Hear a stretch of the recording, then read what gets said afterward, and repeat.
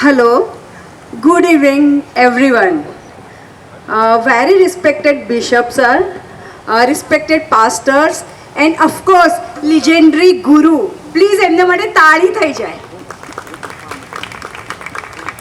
સાચું કહું તો અમારી કોઈ એવી લાયકાત જ નથી કે આટલા લર્નેડ વ્યક્તિઓ પાસેથી અમને શીખવાનો મોકો મળે.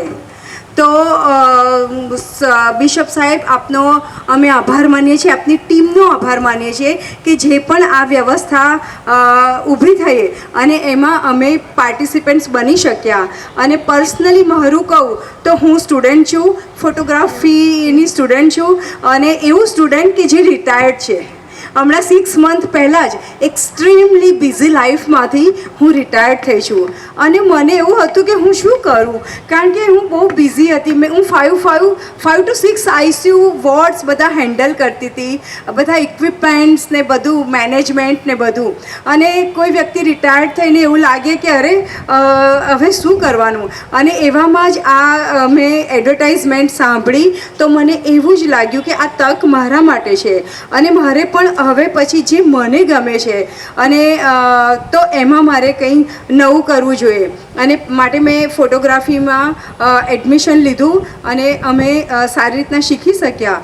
અને હું થેન્ક્સ કહું છું અતુલભાઈને કે આટલા ડાયનેમિક એનર્જેટિક, હંમેશા આપણે એ લોકોને એમને એવા જ જોયા છે, હે ને, એનર્જેટિક. પણ તમને એ પણ જાણીને આશ્ચર્ય થશે કે સો ડેડિકેટેડ અને ડિસિપ્લિનને પ્રિફર કરનારા.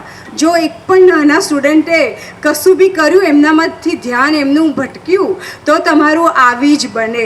એટલે અમને આ પ્રિવિલેજ મળ્યો. અને એ ઉપરાંત આ પ્લેસમાં અમારું તો શું હેસિયત કે અમે આ પ્લેસમાં ભણી શકીએ.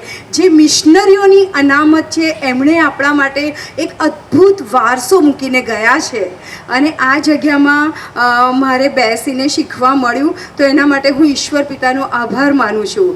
અને ફરીને અતુલભાઈને અને એમણે જે રીતના અમને શીખવાડ્યું છે અને જ્યારે અમે જોઈન કર્યું ત્યારે what is aperture, what is exposure, કશું જ ખબર નહોતું. પણ હવે અમને ફોટોગ્રાફીની ટર્મિનોલોજી ખબર પડી છે અને ફટાફટ અમે અમારા એને એડજસ્ટમેન્ટને બદલી શકીએ છીએ. હા, હજુ વાર લાગશે કારણ કે પ્રેક્ટિસ વગર આપણે ઇનપરફેક્ટ છીએ. Thank you.